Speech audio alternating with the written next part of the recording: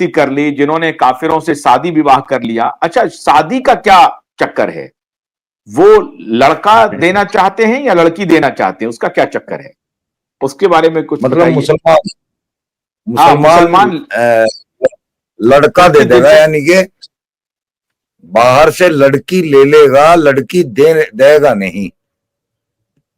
अच्छा, ये है उनका और उसूल। लड़की ये कहां पर है? ये इसका भी कोई जिक्र है कहीं पर कुरान या हदीस में? कुरान में, हाँ कुरान के अंदर है ये, कुरान में है। देखिए कुरान में स्पष्ट रूप से आता है कि ऐसी महिलाएं जो कि मुशरिका हैं, यानी कि शिर्क करती है या काफिर हैं, एक मुसलमान को इजाजत नहीं है कि वो उससे शादी शिर्क का क्या मतलब हुआ? कि ये जो मूर्ति पूजा करती, मूर्ति शिर्क करने वाले, यानी कि शिर्क जो दूसरे ईश्वर को शरीक करे अल्लाह के साथ। अच्छा जी, वो मूर्ति पूजा भी मुशरिक ही होते हैं, क्योंकि वो भी दूसरों की ही इबादत करते हैं।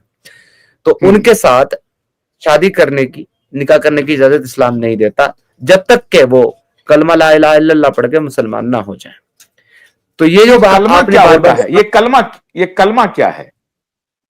प्रोसेस है इस्लाम में आने का, प्रोसेस है। अच्छा, इस्लाम में आने की पहली सीढ़ी है ला इलाहा इल्लल्लाह मुहम्मदुर रसूलुल्लाह सल्लल्लाहु अलैहि वसल्लम। ये पहली सीढ़ी है। जब आप इसको पढ़ते हैं तो आप आद्य मुस्लिम हो जाते हैं। उसके बाद जब आप कुरान पे अमल करते हैं तब आप पूरे मुस्लिम होते हैं। अच्छा, तो कोई भी महिला से जिससे आपको शादी करनी है, जो मुस्लिम को शादी करनी है, वो तब तक शादी नहीं हो सकती है जब तक कि वो कलमा ना पढ़ ले। कलमा पढ़ के वो इस्लाम कबूल कर लिया, फिर शादी हो सकती है। जी, सिर्फ एक कम्युनिटी ऐसी है जिनसे बगैर कलमा पढ़ाए भी मुसलमान शादी कर सकता है, लेकिन सिर्फ लड़की से, लड़के से नहीं। यानी कि मुसलमान लड़की उस कम्युनिटी के, यानी क्रिश्चियन और यहूदी, ये दो कम्युनिटी के लड़कों से शादी नहीं कर सकती मुस्लिम लड़की।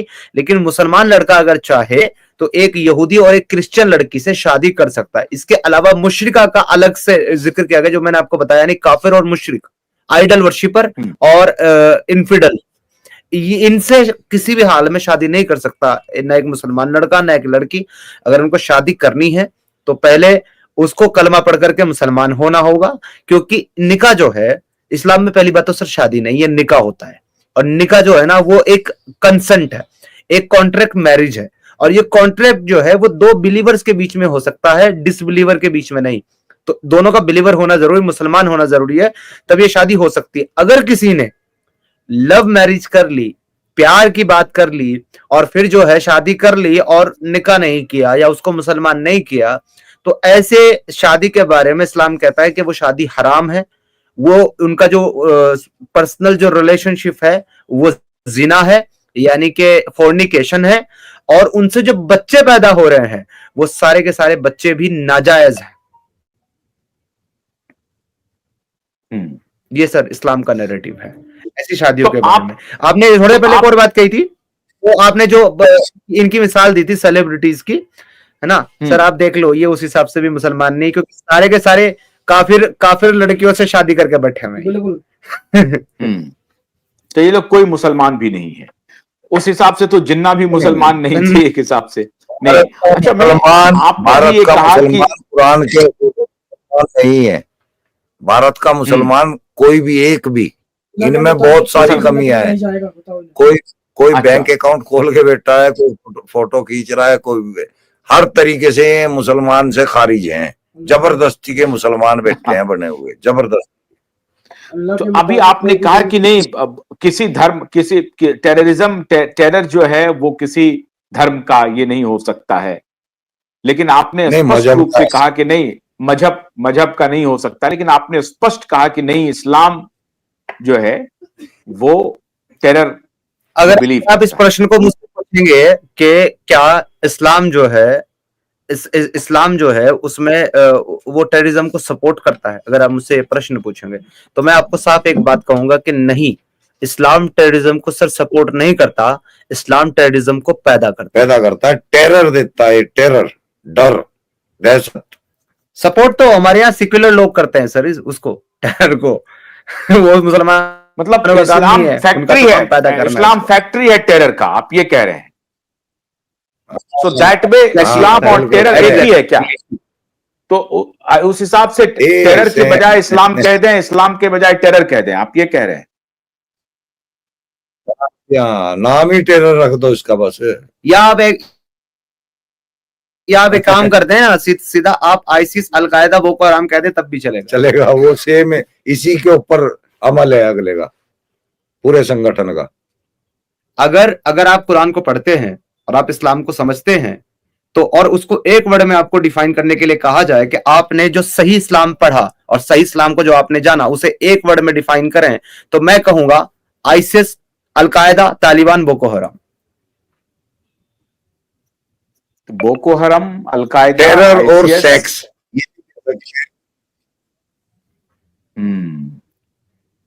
तो सारे अब ये वक्त आ गया,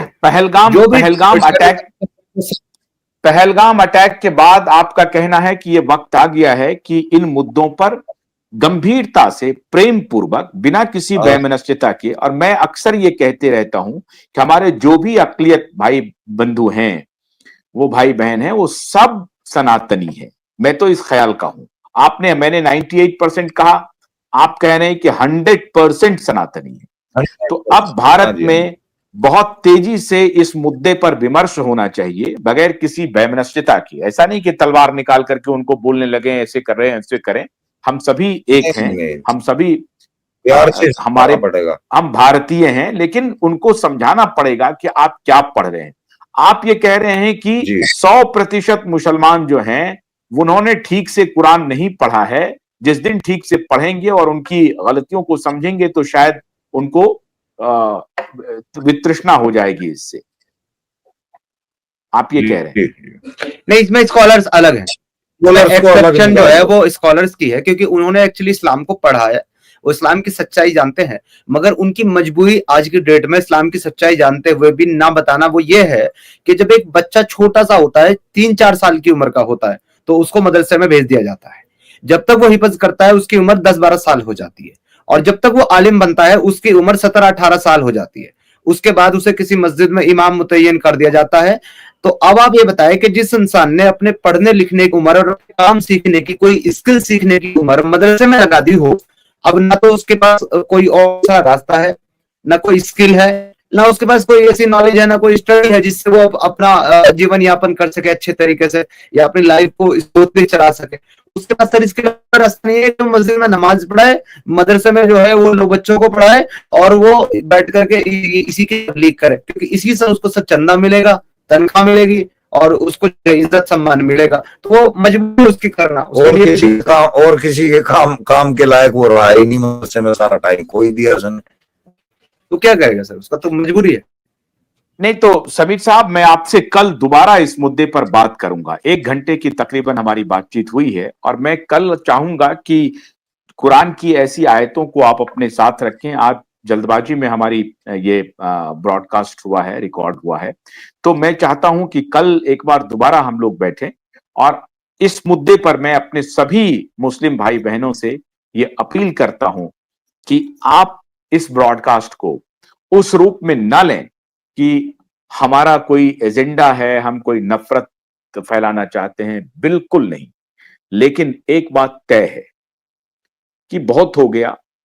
कुछ ऐसी बातें जिस पर कि विमर्श खूब खुल करके होना चाहिए, अब वो खुल करके होना ही चाहिए, होना ही चाहिए।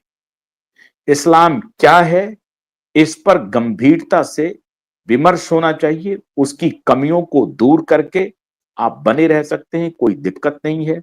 लेकिन ये अब शायद मुश्किल होगा भारत के लिए कि आप लगातार हजारों वर्षों से जबरन टेरर को आगे बढ़ाते रहें और टेरर के विश्वास को, टेरर की आस्था की खेती करते रहें, और कोई इस पर सवाल ना उठाए। अब वो दौर चला गया। गांधी को भी ठीक से पढ़ने की जरूरत है, समझने की जरूरत है कि उन्होंने क्यों ईश्वर अल्लाह तेरो नाम कह करके ये समझाने और बुझाने की कोशिश की थी। स्पष्ट तरीके से ये कम्युनिटी टू कम्युनिटी डिस्कोर्स करना पड़ेगा। उन्हें बताना पड़ेगा कि आप जिस भाव से आगे बढ़ रहे हैं उसमें कितनी कमियां हैं, और वही असल वजह है पहलगाम जैसी घटना का। और ये घटना तब तक नहीं रुकेगी जब तक असल मुद्दे पर चर्चा नहीं हो जाती। विमर्श शांतिपूर्ण तरीके से, बौद्धिक तरीके से होना चाहिए और इसे नहीं रोकना चाहिए। इसलिए हमने कोशिश की है, हमने हिम्मत की है ऐसे मुद्दे को छूने की जिसे अधिकतर पत्रकार बंधु छूना नहीं चाहते हैं। उनको डर लगता है कि लोग नाराज हो जाएंगे। मैं उन जो भी लोग नाराज हो जाएंगे, मैं उनसे आग्रह कर रहा हूं कि ये सब जो बात हमारे एक्स मुस्लिम कह रहे हैं, क्यों कह रहे हैं, उनको क्या मिला, उन्होंने क्या ढूंढा इस्लाम में, क्या उनको कमी नजर आई, इस पर चर्चा होनी चाहिए और इसे रुकना नहीं चाहिए। कल फिर हमारी आपसे मुलाकात होगी। आशुतोष कर मत दीजिए। नमस्कार।